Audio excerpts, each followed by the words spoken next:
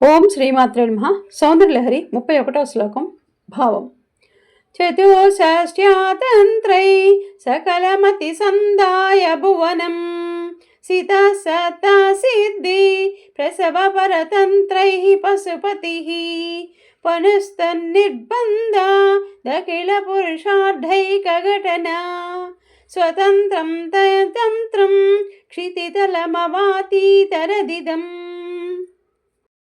సిద్ధులనిచ్చే తంత్రములు 64ను పరమశివుడు సంకల్పించి కోరికలను కోరుకునే ప్రజలకు ఇచ్చాడు. ఆయన అశుతోషుడు కదా, ఎవరు ఏమి కోరితే దానిని ఇవ్వగల తంత్రాలను ప్రకటించాడు. ప్రజలకు కేవలం క్షణికానందమును కలుగజేసే ఈ తంత్రములు కాక శాశ్వత మోక్షప్రదమైన దేవీ తంత్రమును ప్రకటించవలసిందిగా నీవు కోరగా ఆ విధంగా చేసిన పరమశివుడు ధన్యుడు కదా.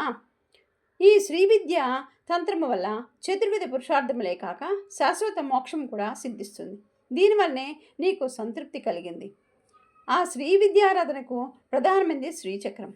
ఈ శ్రీచక్రము సౌందర్య శ్లోకాల్లో 4 కానీ 5 కానీ కొంచెం తేడాల్లో కానవస్తుంది. పూజా విధానాలు వేరైనా ఫలితం శ్రీదేవి అనుగ్రహమే. ఓం శ్రీమాత్రే నమః.